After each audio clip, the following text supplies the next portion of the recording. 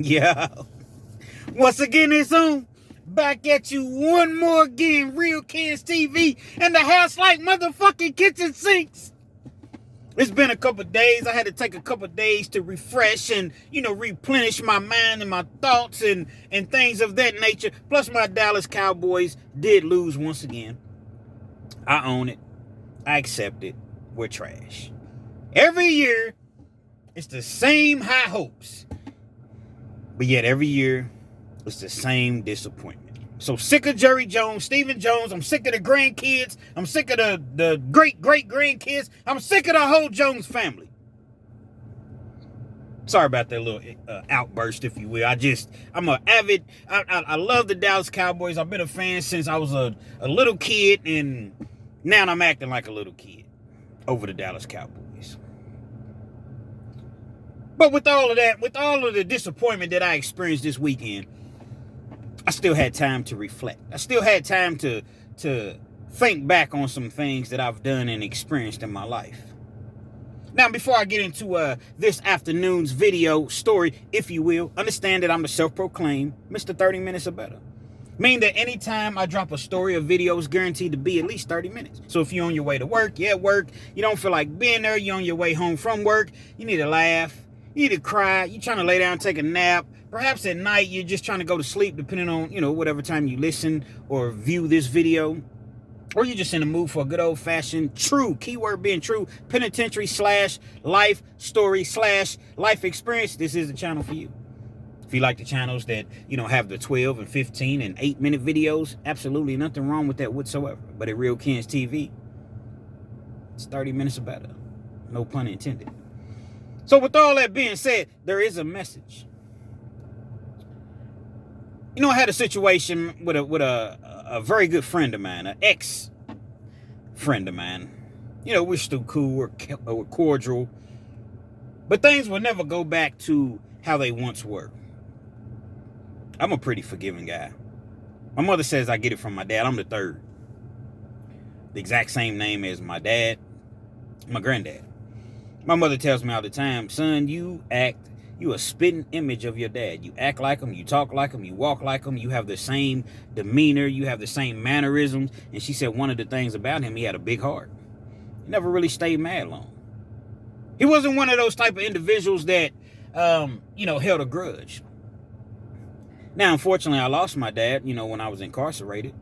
And that's one of the many downfalls of being incarcerated. Because once you lose a loved one, a friend, which is a loved one, but someone that you dearly care about, in Kentucky anyway, you're not going to any funerals. That's just the way that it works. You used to be able to go to the funerals and view the body like prior to the funeral, but you were never actually allowed to go to the, funeral itself. But at this point, you're no longer allowed to go to the funeral. So you get that call, and it's just like, this person in your family has passed away. Sometimes they throw you in the hole, or they attempt to throw you in the hole, so you have to convince them, like, nah, man, I'm good, man. Well, we're just going to put you in there for a few days so you can think, nah, I'm good, man. I'm straight. I need to be around people. Me, myself. You see what I'm saying? I don't need to be locked away in a hole. But certain people are different. They may not need to be around people. They may, But nevertheless. And for the people that got a problem with me taking so long to get to the story, you don't got to watch the channel. Nobody's making you watch this video. Mr. 30 Minutes or Better. Self-proclaimed Mr. 30 Minutes or Better. So sometimes I jump on here and go right to the story, and sometimes I don't. Depends on how I feel that particular day. You don't like it? Start your YouTube channel. See what this YouTube, because there's a business side to YouTube just as well. So see what it's all about, and then you'll be like, oh, okay. I see what Real Kids was talking about. Until then, just rock with me. Now, y'all let me know where y'all tuning in from before I get to the meat of the story. Pause, double pause, triple pause. Let me know where you're tuning in from while I take a sip of my Chardonnay.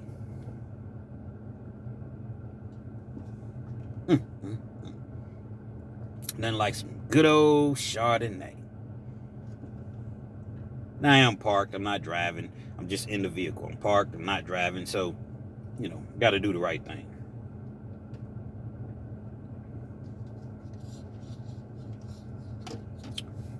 Had an individual Him and I, it was kind of like we were, I don't know, we didn't grow up together. It was just like we ended up meeting in prison. Now, it wasn't the first time we had met in prison, so I guess meeting wouldn't necessarily be the right choice of words, if you will. See, we had met prior, but I didn't necessarily remember us meeting, but he knew the same people that I knew. A couple of the same people that I hung around with, he was saying that he did business with. So I vaguely remember meeting him, but I don't, it wasn't like specifically in my mind, like, oh yeah, I remember you. But like I said, he got to talking about some of the same people that I knew, and, we had in common, and it was like, okay, yeah. So we started to kick it, man. Now, when I say we started to kick it, meaning that, like, we was programming together. We was bitting together. We walked the loop. We weren't in the same dorm.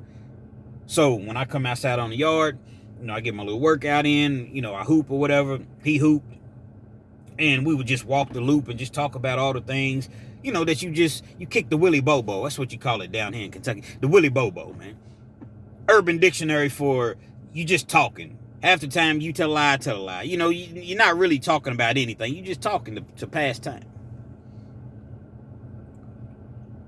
Many, many hours was spent walking 80, 85, 90 degrees at hot sun, just walking the track, man. He's talking about, all the people that forgot about us when we was locked up. All the things that we had done for people, when we were on the streets, but now here it is, we was in this situation and nobody was looking out for us. Yeah, that's a sad song that us inmates, at the time I was an inmate, that's a sad song that a lot of inmates tend to sing or tend to play. It's everybody else's responsibility. It's everybody else's fault, but they didn't play a role. They didn't play absolutely no role in this movie that landed themselves incarcerated. And again, including myself. So we sit around and we just blame others. Not even understanding that life is hard, man. Nobody got no money to be sending in the penitentiary. The average person don't. If you can get your extra $20, $30 and you send it to somebody, okay, cool. But don't nobody have money to be sending $50 and $60, $70 a week into the penitentiary. The choices that you made. I had a young lady tell me one time that she said, I don't mean to hurt your feelings, but you like an extra bill. I don't know what you talking about, baby, because you a bill. I'm sending you $75 a week. That's $300 a month. And I'm putting money on the phone. And I'm coming to see you. It takes gas to come and see you. It's not like you right here in Lexington. And then once I get there, I have to, I don't have to, but you want to have snacks and, the cheeseburgers and hot dogs and, French fries and, all the things that they sell in the vending machines, the pizzas and things of that nature. I'm not going to just sit here and everybody else is eating and just allow you to just sit here knowing that you're hungry. So when you accumulate all of the things that I'm spending, it's costing me $500, $600 a month just to come see you. And you got the audacity to get mad at me because I ain't answer the phone. You just ungrateful. Those are the type of things that we do and we say when we're incarcerated, forgetting about all of the people that we left out here on these streets. So, that's why I call it the Willy Bobo, because we talking, and at the time, we really, really genuinely think we right.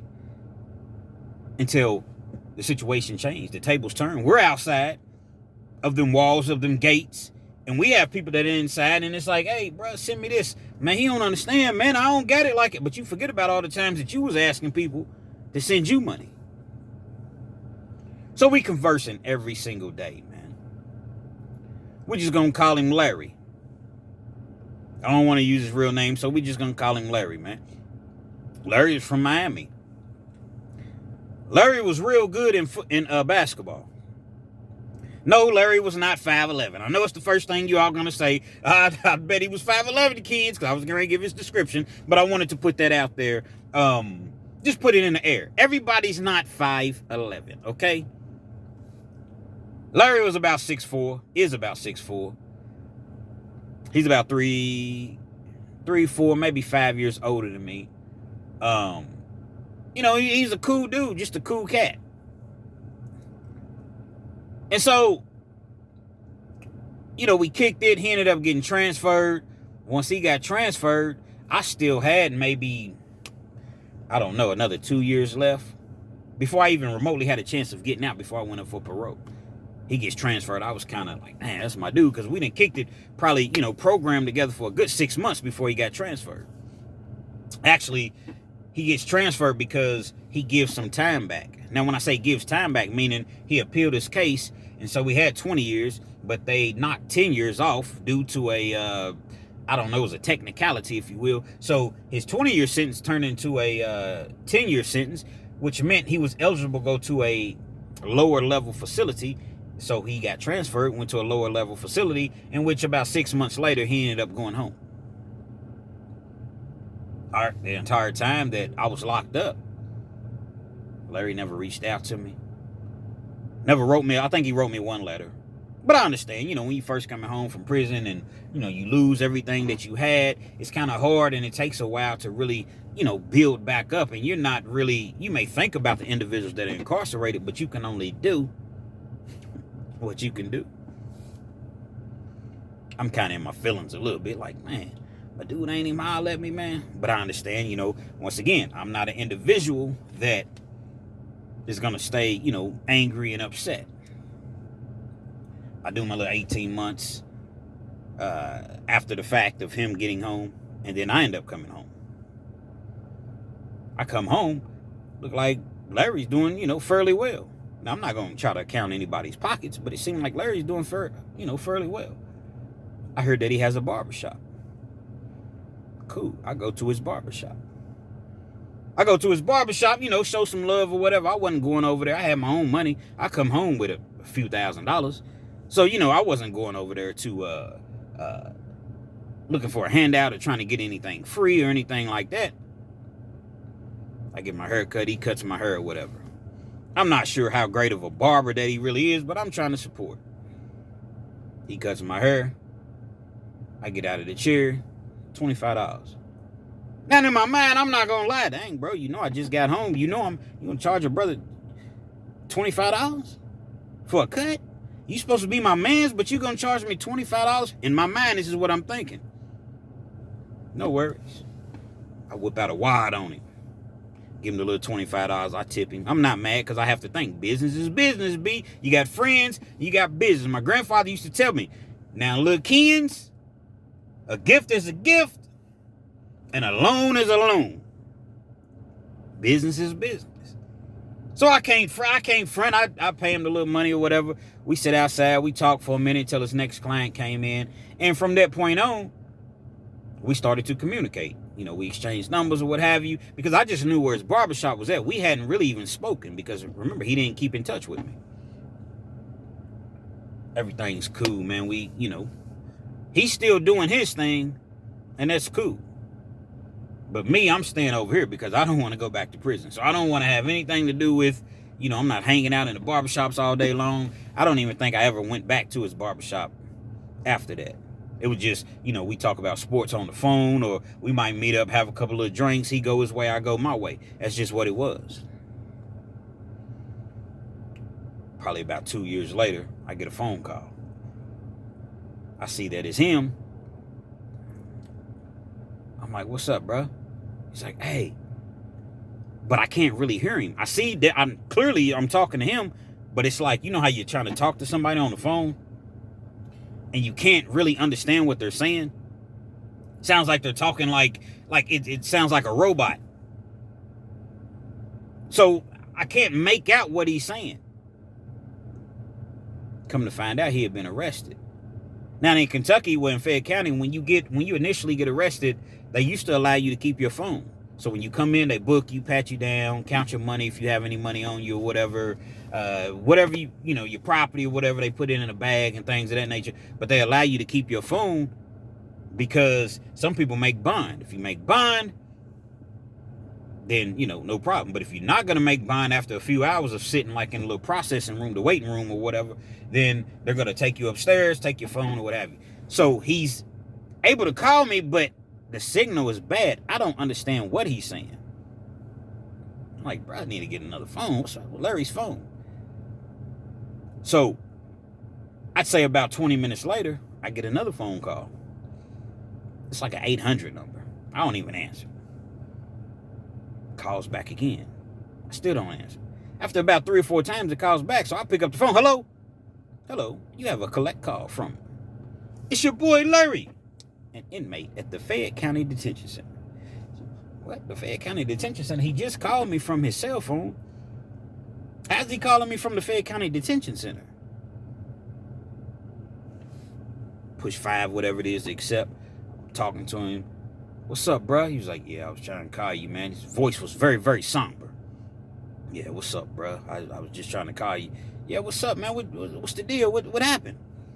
Bro, the people done kicked my door in. What? Yeah, the people done kicked my door in, man. I was sitting on the couch, man, watching the basketball game or whatever. Next thing I know, boom, the door just kicked open. Before I could even have a chance to stand up and turn all the way around, man, they got the guns pointed on me, telling me to get down on the ground, don't move. It's about 4 or 5 of them in my apartment. They got the red dots on me, the red beams or whatever.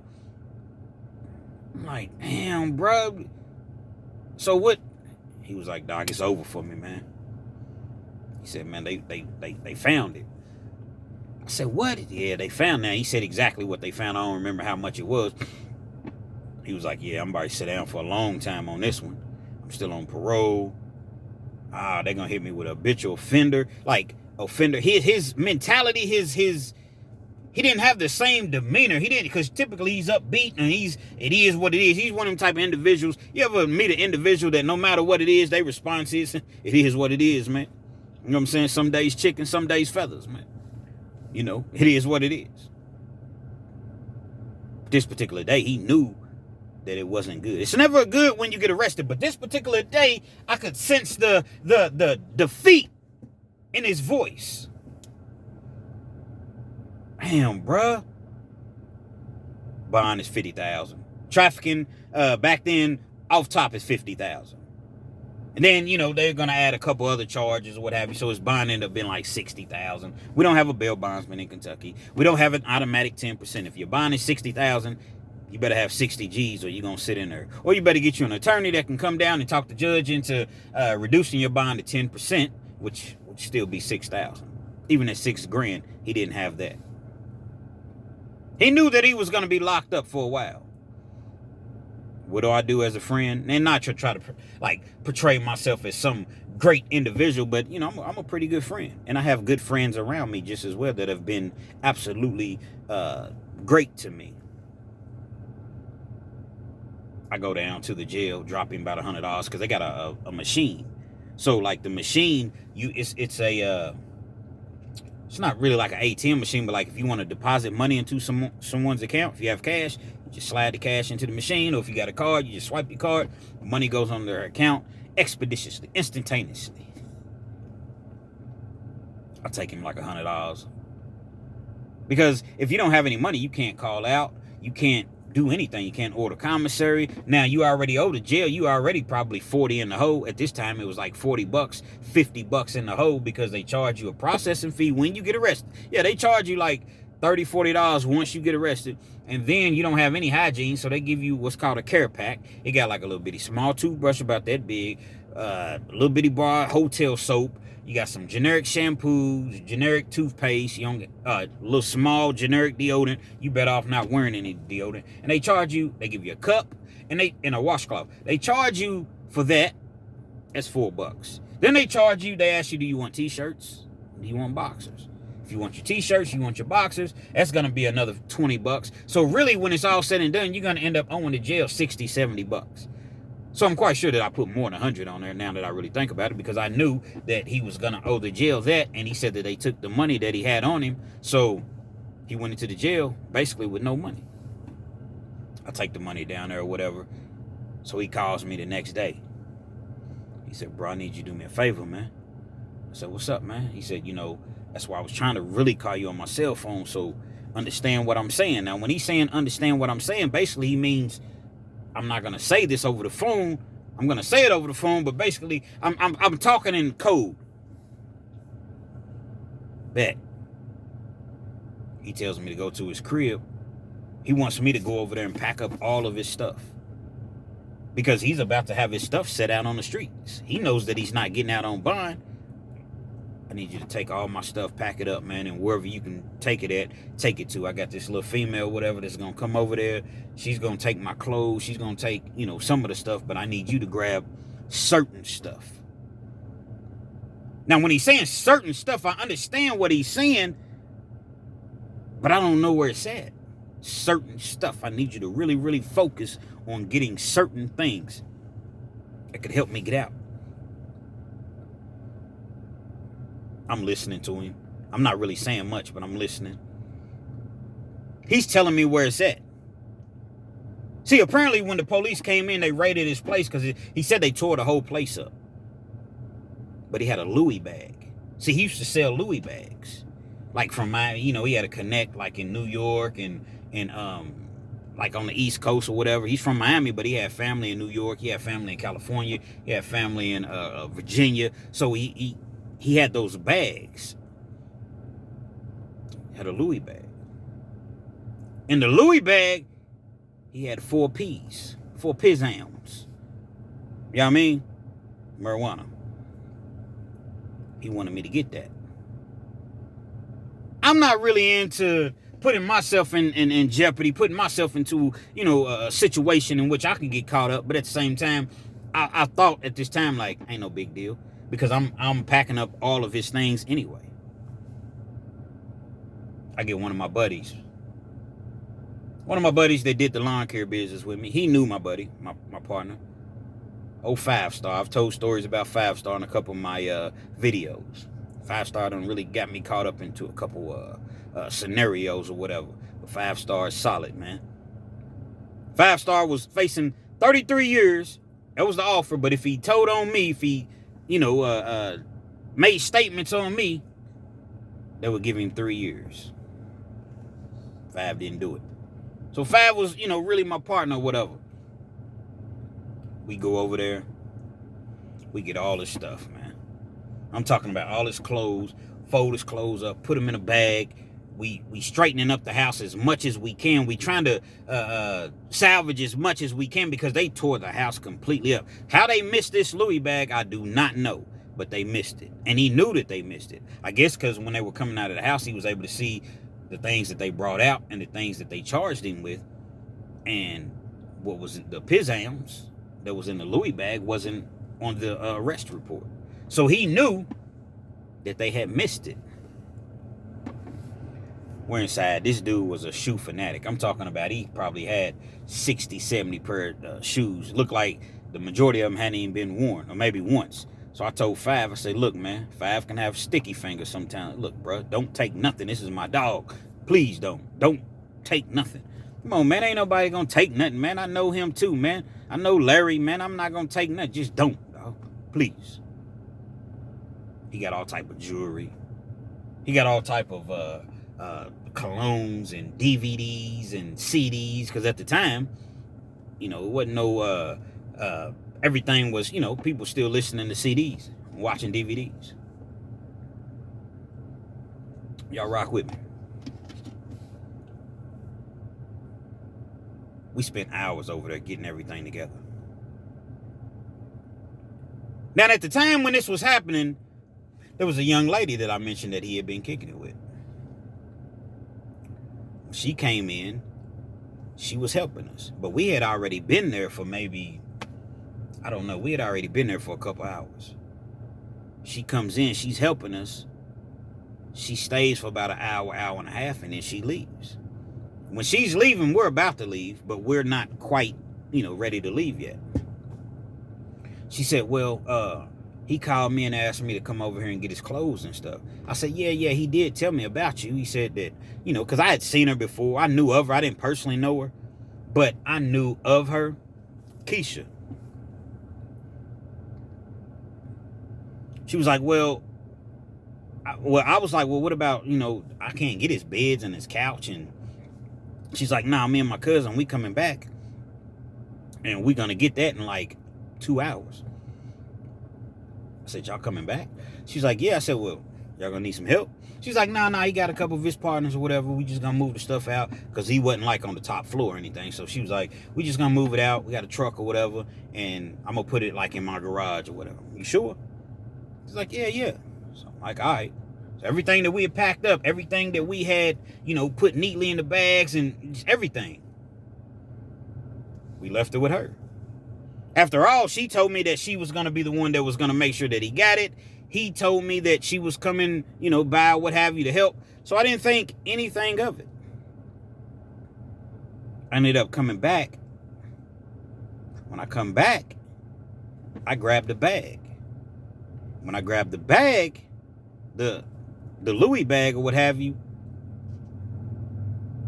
it was cologne, it was DVDs, movies, and I think I had like his chain and a couple of his watches. But that was pretty much, that was all that was, that's all that was in the bag. I wanted these movies. I wasn't trying to steal his movies, take his movies, but he had like a whole lot of hood DVDs and movies. And so I was like, yeah, man, let me get this bag. But at the same time, I remember what he had told me about what was in the bag. Problem is, there was nothing else in the bag but the DVDs, the movies, a couple of jewelry pieces or what have you. The peas wasn't in the bag. I'm thinking to myself, okay, Keisha must have went in and grabbed those or whatever, and she's going to work it out with him. Didn't think anything of it. He ends up calling me that night. Either the next day, he called me. I don't remember exactly when it was. I tell him, yeah, man, we told him everything that we did. Keisha, it was one problem. Keisha had told him that she was supposed to meet us a couple hours later, and we never showed up. So she didn't have anybody to help him, to help her cousin get the big stuff like the beds and the couches and things like that. So she wasn't able to get the stuff out of the house. He's calling me, questioning me. I'm like, bro, that's not what she said, man. I said, dog, we was over for hours, man. I said, the only thing that I took out of that house was your Louis bag. I said, I have it. And I said, I only took that because you had told me to look for this bag. The only problem is, when I took the bag, the things that you mentioned weren't in the bag. I found the bag, but the pizzazz weren't in the bag. He's like, what you mean? I'm like, what do you mean? What do I mean? They weren't in the bag. Hold on, bro. Let me call old girls. He calls old girl. Keisha gets on the phone. She tells him that I took the bag. She thought that I had the bag. Once again, bro, I did take the bag. But those items that you're telling me weren't in the bag. In his mind, he don't know who to believe. She's telling him that that me and my dude done got him for the pizzazz. The same pizzazz that I didn't even really want to touch anyway. So when I seen that they weren't in there, I'm like, okay, she must have got them cool. I ain't want to ride around with that. I ain't want to take that. That really wasn't my choice. That wasn't my MO. And had I done something like that, yeah, I could have moved them. But that bread would have went all to him. Every last dime of it. Why would I steal from you? Especially while you locked up. Why would I steal from you, period? But especially while you're locked up. Now, we're having to be discreet as far as our conversation, but we do what we were talking about over the phone. So the entire time, he never got out on bond. I'm sending him money every single week. If I miss a week, I'm definitely hitting the next, the following week. Sometimes it's 80, sometimes it's 100, sometimes it's 40, sometimes it's 30. It just depends on what I have. But I'm keeping him afloat. I'm sending him, I'm sending him a lifeline. So if somebody sends you $40 when you're locked up, that's a lifeline. You can't get much. But hey, it beats nothing. And you can get noodles and zoom zooms and wham whams, and you can survive until the next time. He ends up doing like 7 months in the county fighting his case. Once he fights his case, they end up giving him however much time that they was going to give him. So he does like 2.5 years. As he's coming home, I'm going back in. My dumb self done caught another case on parole. So I'm on my way back in as he's coming out. He gets out. I'm back in. He shoots me a letter. I think he came to see me one time. And No mentionings of this bag. I'm inside. I'm noticing, like, I ain't heard from dude. As time goes past, 6, 7 months, 8 months, 9 months, I know he's on his feet by now. I know what he does. He's always going to hustle. He's always going to do what he does. That's just him. I ain't heard nothing. I shoot him a letter. I let him know I'm not too happy with him. I let him know that I'm displeased with his failure to communicate with me during my time of being incarcerated. After all, the whole time you was locked up, I looked out the entire time. For the whole 2.5 years, I want to say about 2.5 years, I looked out. Now, it slowed up, especially once I caught my case, because once I caught my case, I'm fighting my case. I'm having to pay an attorney, and I still got my own bills. But at the same time, I'm still shooting him, $60, $70, $80 here and there. It never stopped. But here it is, I'm locked up, and ain't sent me a dime, man. Nothing. Nada. He kept seeing our mutual friend, man, tell Kens I ain't forgot about him. I got him. But, things are kind of tough out here at this point. It's like a year and a half I've been locked up. Tell him I got him, man. I told my partner, I said, nah, man, tell him don't got me, get me. Understand what I just said. Don't got me, get me. You been telling me you got me all this time. Get me, man. I need a lifeline. I need a life jacket. I wasn't balling out. I wasn't balling out of control when I was locked up. No money. No nothing. I start to hear things. Remember I said we have mutual friends. I start to hear things that I took his bag. I'm like, bro, I told you I took the bag, but I took the items that was in his bag. What you talking about? The DVDs? The cologne? Nah, man, the Pizams. Bro, I told bro I didn't do that. That's not even in my nature to do that. Because the person that was coming back telling me this, if I had the Pizam, he would have been one of the people that I went to go see to get rid of it. He was like, well, bro, is saying that you took them Pizams. I'm like, based on what? Based on what Keisha said? So now my mind's baffled, but I'm still incarcerated. I'm trying to get through this. You got to concentrate. You got to remain focused when you locked up, man, because anything can just set you off and then boom, you extend your stay another year or 2 or 3. I do my time. I end up coming home. When I come home, I don't see Larry for a long time. I'm talking about nothing. He knows that I'm home. But he never tries to reach out to me or anything. His reasoning is, I understand he's a little upset at me, man, because I wasn't able to get at him, when he was locked up. So I'm going to give him, everybody comes home mad at the world. So I'm going to give him a little time to cool off, man. That's my man's, you know what I mean? I just, I had so many other things going on. I couldn't really get at him at the time. I got kids. He has to understand, he would send messages, or he would say this to our mutual friend, not necessarily, send messages, but, he got to understand things have changed for me now, man. I got kids, as though I didn't when he was locked up. Cool. I'm not looking for him, but I'm definitely not dodging him either. We end up running into each other one day. See, the one thing about life, 2 mountains may never meet, but 2 men will. Pause, double pause.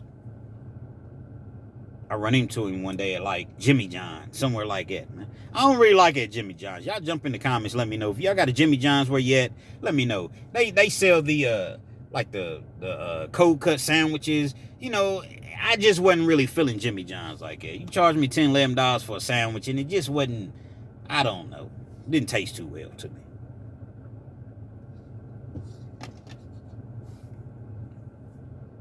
We sit outside, we talk or whatever. Had a good conversation. We talk about 20 minutes or so. So I thought that we had a good conversation. I get a call from him one night. Hey, bro. And at this point, some time has passed. Maybe about a year. Hey, bro, I need you one time. What's up, man? I need you to, I got these peas. He got some more peas. He got some more Pizams. Something happened with me and old girl, whatever, and she called the police or whatever, and I need you to keep these Pizams for me You know what I'm saying? Just for a couple days, a couple weeks. And then I'll come and get him. Bro, I can't do that. Bro, all you gotta do is just keep him in the crib, man. You know what I'm saying? Bro, I can't do that. I'm on parole too. Got my own spot, but my parole officer can pop up at the house at any given time, and they don't need a search warrant. They can just come in and search. I can't do that, dog. Bro, I need you right here. You gonna do me like that? Bro, my kids need me too. And me going back to prison, potentially over something that I don't, if I'm gonna go back to prison, it's gonna be something that I do. I'm not no yes man, and I'm not gonna be an individual that's gonna, you know, because if I do it once, guess what? Once turns to twice turns to 4 times, and then so, no, I can't do it, bro. I'm sorry, but I can't. I just can't do it. That's what's up, man. Started hearing quiet whispers. He's upset because I wouldn't hold the pizzams. But he's just gonna have to be upset. I'm not holding anything. So now you acting as though I've done you wrong. Because he had made the statement like, dang, because, you know, we ended up talking over the phone or whatever. Dang, bro, I let it slide the first time. Ho. You let what slide the first time? I'm just saying the first time when, you know, the peas just mysteriously grew legs and walked away. Oh, so basically this is what this is about. See, this is what this is about. The whole time that you've been, you know, I've been hearing these rumors and I've been hearing these allegations that old Larry was upset at old Ken's because you thought Ken's took. I said, but what about Keisha? Bro, she wouldn't have done me like that, dog. I'm just saying, but it, you know, it's water under the bridge. You know, water off a duck's back. No, it hasn't water off a duck's back, but you still talking about it. So basically, you're saying that I robbed you, that I took from you. Big old argument. We get into it over the phone bad, man. I'm talking about it got bad. Like if we was around each other, man, it was gonna go down. It was gonna go down. I told him that, I said, you think you hard or something, man. You think you a real life gangster, man. Because you from Miami. Man, you was a ball player, man. You know what I'm saying? You may have been raised in the hood. You wasn't no street dude like that, man. You can't help where you from, where you raised at. Man, you came down here and acted like you was hard. I don't even know how you got in Kentucky. You always got something to say about Kentucky. Kentucky dudes is soft. Kentucky dudes is rats. So one day I just told him, man, why don't you take your punk ass back to Miami then? You talk all of this stuff about Kentucky, but yeah, you've been here all of these years. Why don't you just go back to, since it's so soft and we so slow down here, and why don't you just go back to Miami? Or go, you know, to another situation, another state, another location. Because for a state that's so soft, and you so fast or ahead of everybody else, if you will, why you keep getting caught up? Because it's all it is rats down here. It's just rat infest. So, you know, I got to defend my, you know, who I'm from, man. Just the way that it is. I'm not going to just sit here and let you just talk reckless. But you choose to be here. Words got tough. Words got tougher. Look, man, I ain't even going to go through it with you, man. I got my young dudes that'll handle you. This is what he's saying to me. Oh, you got your young dudes. Oh, okay. Well, you get your young dudes. I'm out on parole. Both of us are. You get your young dudes and see where that gets you at. But you think that I don't know people? I'm born and raised. Don't get it twisted. I'm born and raised here. Don't get it twisted. So it was just kind of those, you know, back and forth or what have you. If you're a real man, why you gotta go get your youngsters? Deal with me like a man. If you a real man, you tough, right? You a gangster, you deal with me face to face. But you got to go put somebody else in the mix for. I ain't talking about, you know, pulling out no hammers and no, you know, no things or, you know, Dracos. And I'm not talking about that. But see, when you hear a person say, man, I go get my young dudes, basically that means I'm going to go get my young dummies and they going to go handle all my work for me. And all they going to do is just ultimately tell on you. Yeah, he's the dude that paid me. He's the dude that told me to go get this dude. And that's just typically how it works. There's a whole lot of beef, man. Pause. Double pause. There's a whole lot of problems. It was one of those situations to where I feel like once I seen him, man, it was on. Wherever I seen him at, it was just going to be on, man. Because of the type of things that he was saying to me, I really, really took that as a threat. I'm talking about on some me and you, like, bro, I'm not scared of you, man. I don't think you tough. See, you got everybody else down here thinking that you tough, and I don't even know if you really have. You have certain people feeling that as though you tough because you from Miami. Shout out to Miami. I'm not saying anything bad about Miami or anywhere else. I'm just simply saying you're using that as your kind of like a tool, as a tactic. Like, yeah, man, you know what I'm saying? Down here, Dade County, is where we do things.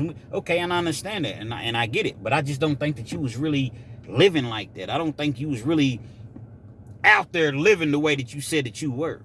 I just think that you was a good athlete, and you just lived in that environment. But now you want to come down here and portray this image as though you so tough. And I don't believe you. I don't believe you. We need more people. I don't believe you. I'm not convinced. So I tell him, nah, I'll see you. Me and you can see each other face to face. But you want to talk about everybody else, bringing in other parties. I knew that when I seen him, it was probably a good potential that it was going to be on. They say time heals all wounds. More time goes past. We don't see each other for a long time. We end up seeing each other. He came up to me when I seen him coming. I ain't know what to think, but I was prepared. He's like, nah, bro. I ain't on that, man. You know what I'm saying? Gave me dap, whatever. But I want to apologize to you. Let me tell you about Keisha. But you was right all along. Dude that she was saying was her cousin, that wasn't her cousin. That was the dude that she was kicking it with. That was the dude that had moved in with her. They was going to take all my stuff and probably sell it, and the things that they did have, she did bring me some of my clothes, because he ended up going like to a halfway house. So once he got to the halfway house, he could have his own clothes. But that was, you know, on down the line once he went to the halfway house. Come to find out, this dude, man, is a dude that she's really kicking it with, and all this time she been saying it was her cousin. So I done put two and two together. They done went in and grabbed the bag. Not the bag, but they left the bag, but grabbed the pizzazz out of the bag. He done probably moved them, you know what I'm saying? And that's how they got on their feet. He was like, because I was wondering how they was just able to move. And, you know, when she was talking about she didn't have no money at first, now you done moved. It costs a lot of money to move. I want to apologize, man. You my mans, man. I knew you wouldn't do nothing like that to me, man. So I was like, yeah, man, you know, I ain't tripping. I said, but, yeah, I never would do nothing like that. I said, but, you know, I just had a problem because you never even got at me when I was locked up. I got kids, and I got this going on, I got that going on, but I'm looking at you, and you look like you're shining. You know, it ain't like he looked like he was a millionaire or nothing, but he looked, you know, clean, fresh, as he always was. But I ain't tripping. It's over with. I'm done. I'm out of prison now, so I'm not gonna harp and think about the things that could have been, should have been, or whatever. I'm just happy to be home, to be with my family. Talked a little bit. Just never really was the same after that. You know, when you know that you've been a good person, when you've been a good friend to an individual, I'm talking about I was sending money on a regular basis, man. Went to see him a couple times. Who sits down and writes letters? Sit down and wrote, you know, not just, hey, what's up, dog? I'm talking about, hey, man, this is what's going on, such and such. Because, see, now they got JPay machines where you can email, and within 5-10 minutes, you all correspond back and forth on a via JPay. But at this particular time, they didn't have JPay. We still had to send money orders from the post office. See, on the JPay machine, you can just put your card in there and send somebody $50, $100, $500, whatever you want to send them. The money gets to them immediately. Back then, you sent a money order through the mail. It had to be postal money order. It was going to take 2 or 3 days to arrive, and it was just a longer process. I was doing all of those things. But when I got locked up, you didn't do nothing. Not $10, not $5, not nothing. A whole lot of false promises. Tell him I ain't forgot about him. Don't you hate when somebody owes you something, or, you know, just whatever the scenario may be? Hey, tell, what's his name? I ain't forgot about him. How many times you gonna say I ain't forgot about him? Apparently you have. And so it was just one of those things where we would talk from time to time. He would ask me for little stuff, you know, not often, but hey, bro, I'm in a situation, man. You know, can I borrow 100? Can I borrow 200? 150? Can I borrow 40? You know, and he didn't do it on a regular basis, but he asked me a couple times. I looked out for him. Most people wouldn't have. I looked out for him. Here you go. I get a call one night about midnight, 12:15, 12:30. Bro, I'm like, what's up, man? Hey, man, I'm in a situation. I'm like, what's going on? I just got off of work, man, and when I came home, all of my stuff was set out. I'm like, what you mean all your stuff was set out? When I came home from work, all of my stuff in my house had been set out on the curb. It's raining. Everything that I have is soaking wet.